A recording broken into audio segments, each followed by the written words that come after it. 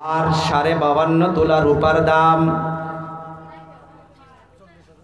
45-46 ধরেন, অল্প বাড়ছে, 47,000 ধরেন, 47,000। এখন প্রশ্ন হইতাছে, কারো কাছে যদি 7.5 তোলা সোনা বা তার মূল্য, আর যদি কারো কাছে 52.5 তোলা রূপা বা তার মূল্য যদি থাকে, এখন কথা হইতেছে এইটা কেমন করে আপনি মিলাবেন, বোঝা লাগবে। কারবা কাছে সোনা 7.5 তোলা নাই, 1 তোলা বা 1 ভরি সোনা রয়েছে। এই সোনার দামটা যদি আপনি হিসাব করেন, 52.5 তোলা রূপা যদি 47,000 টাকা হয়, এই 1 ভরি সোনার দাম কি 47,000 হয় নাকি? যদি হয় তাহলে আপনি যাকাতের মালিক হয়ে যাবেন। আর যদি আপনার 52.5 তোলা রূপাও না থাকে, সোনাও যদি অল্প কম থাকে, দুটাকে আপনি মিলান, কিছু রূপা কিছু সোনা দুটায় মিলান, দুটা মিলাইয়া যদি কম হয়, আপনি আপনার অ্যাকাউন্ট চেক করেন। কথা বুঝাইতে পারছি? এরপরে আবার স্টেপ আসবে, এটা থাকলেই যে আগে বলেছি, এটা থাকলেই যে যাকাত দেওয়া লাগবে না। হাউলানে হাউল, যেটা আপনাকে এই মাল কবজার উপরে আপনাকে 1 বছর আপনাকে পার হইতে হবে। আবার এখানে ভালো করে বোঝেন, রূপা রয়েছে 5,000 টাকার, সোনা রয়েছে 15,000 টাকার, 15 আরো 5-এ 20,000 হইল। এখনো মেন টার্গেট রাখেন 47,000, 52.5 তোলা রূপাটা টার্গেট করেন।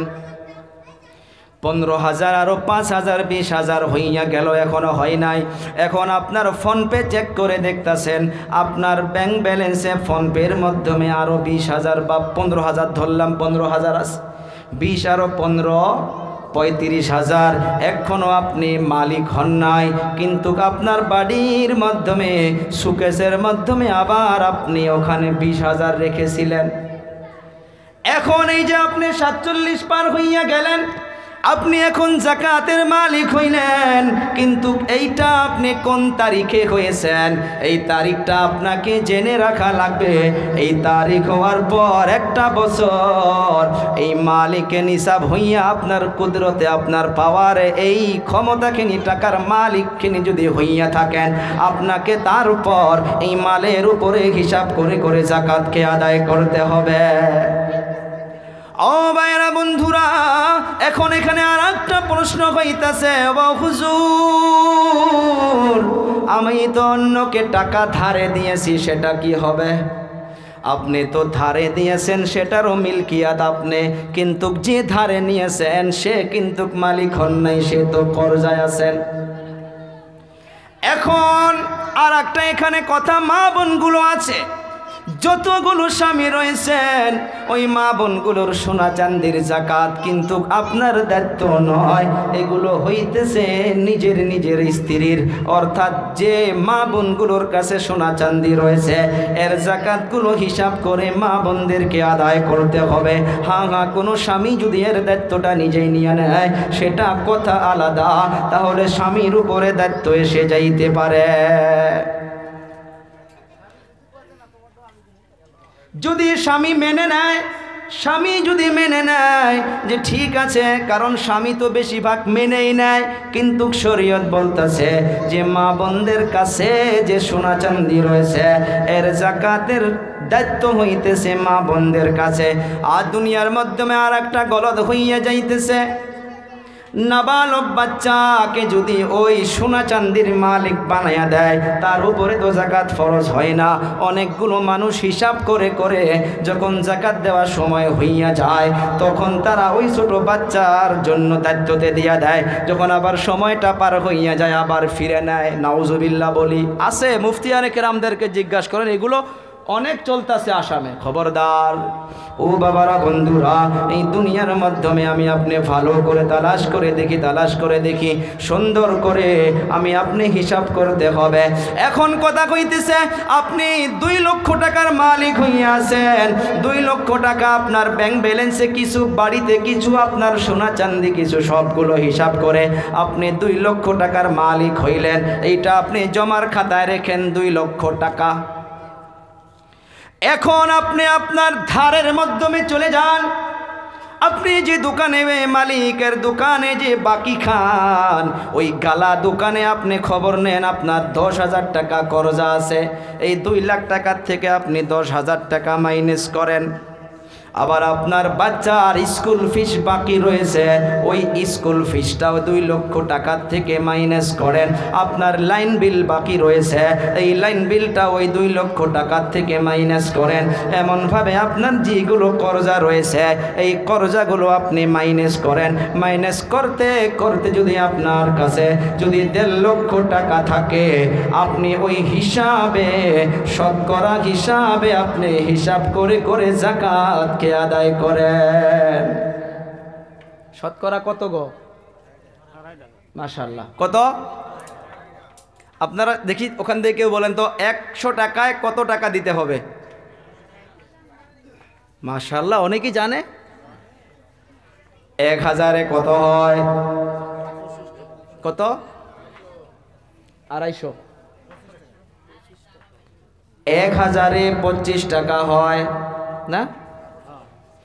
1000-এ 25 টাকা হইলে আপনার রমজান মাসে যত দান করেন এই যাকাতের থেকে বেশি দান আপনার চলে যায়। কিন্তু অল্প হিসাবটা করিয়া যাকাতটা যদি সুন্দর করে আদায় করে দেন, আপনার ফরজ বিধানটাও আদায় হইয়া গেল। এখন কথা কইতেছে, আপনি রমজান মাসে আনুমানিকভাবে এমনি আপনি 50,000 টাকার আপনি শাড়ি কিনে আনলেন। এই শাড়িটা কিনে আনার পর আপনি শাড়ি দান করে দিলেন, যাকাতের শাড়ি, যাকাতের শাড়ি। হ্যাঁ, আপনি শাড়ি দিতে পারবেন, কিন্তু কোন সময় দিতে পারবেন?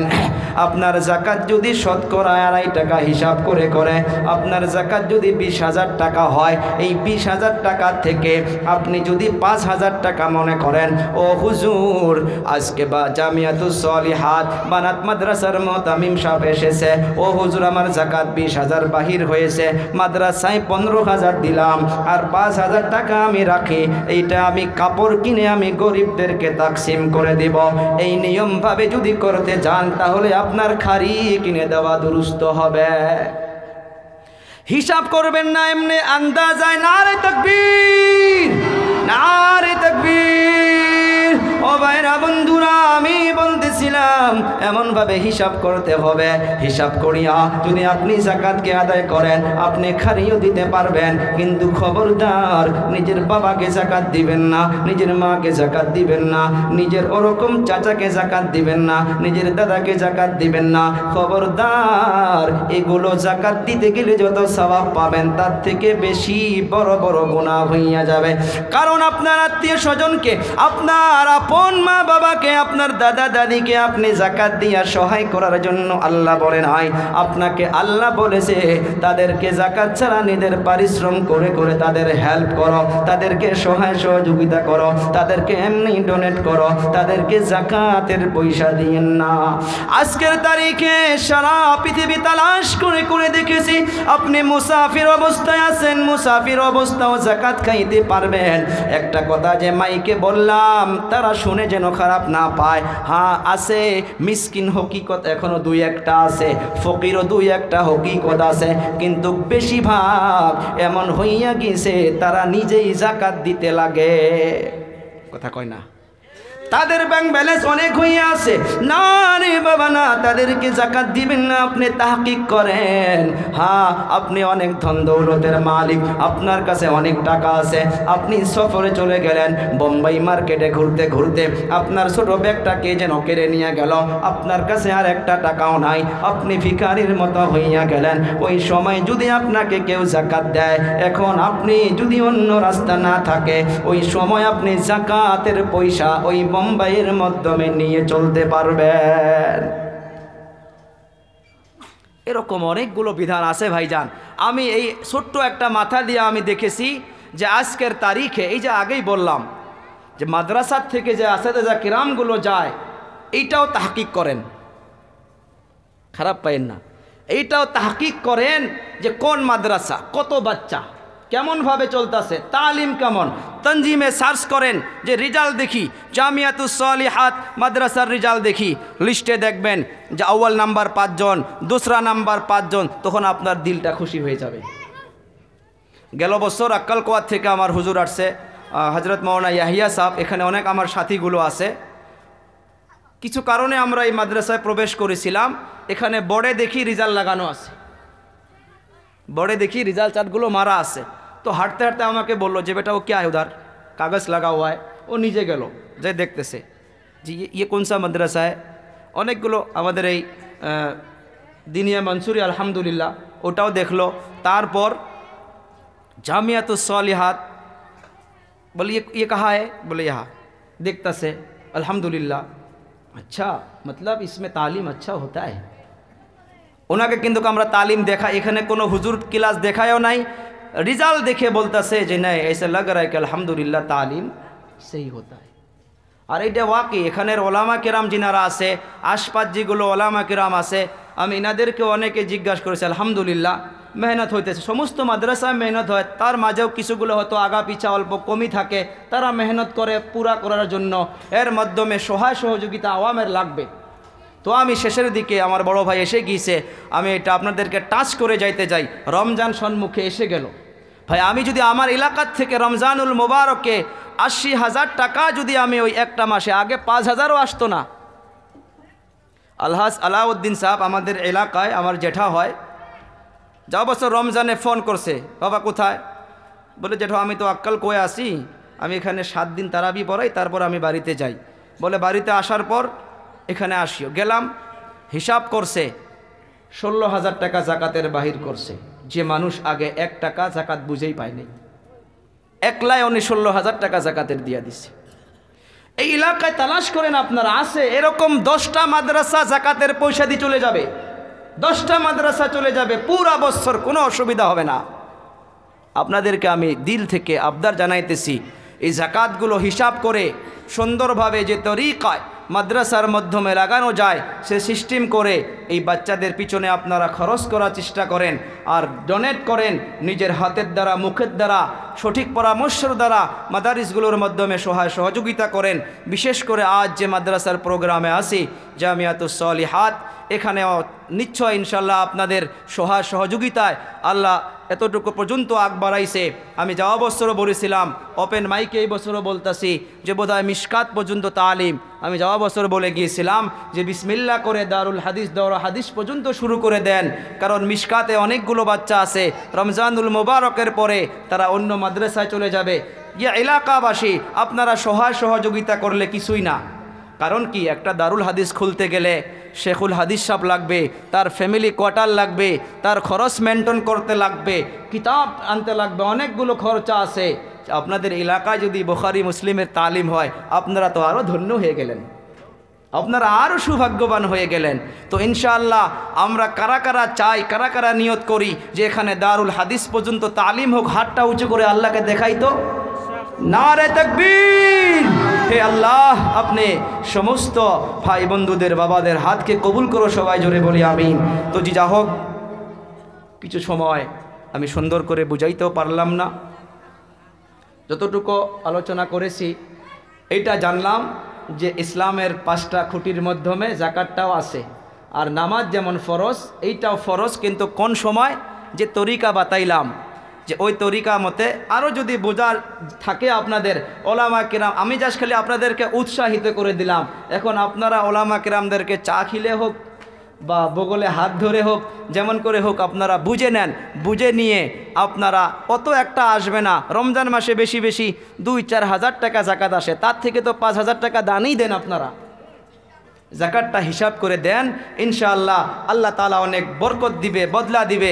আমি তো আয়াত পড়ে আপনাদেরকে শুনাইলাম যে এই নেক আমলগুলো নামাজ রোজা জাকাত যারা করে যায় তাদের বদলা আল্লাহর কাছে আছে, আর তাদের জন্য কোনো টেনশন হবে না, কোনো খৌফ হবে না, চিন্তা হবে না, তাদের ফলাফল আল্লাহ তাআলা নিজেই নিজের কুদরতি হাতে দান করে দিবে। তো জি যা হোক, সম্মানীয় ওলামায়ে কেরাম, মুরব্বিয়ানে কেরাম, আমার এই এলাকার যুবক ভাই বন্ধুগণ, যা কিছু আলোচনা করলাম এর ভিতরে যদি কোনো কষ্ট দিয়ে থাকি আপনারা ক্ষমা করবেন। আমার বড় ভাই হাফিজ কারি মৌলানা ইদ্রিস আলী সাহাবুল বলিদ আহমদ বারাকাতুহুমুল আলিয়া, উনি অনেক সুন্দর আলোচনা করেন। আমরা অনেক দিন থেকে ইনাদেরকে ফলো করেছি, আমরা পড়া জামানাত থেকে ইনাদের বয়ান কিছু কিছু শুনি। তো ইদ্রিস ভাইজান এসে গিয়েছে, আপনাদের সম্মুখে বসবে। ওনার কাছ থেকেও আমি দোয়া চেয়ে সম্মানীয় সভাপতি সাহাব ওলামা কেরাম সবার কাছ থেকে দোয়ার আমি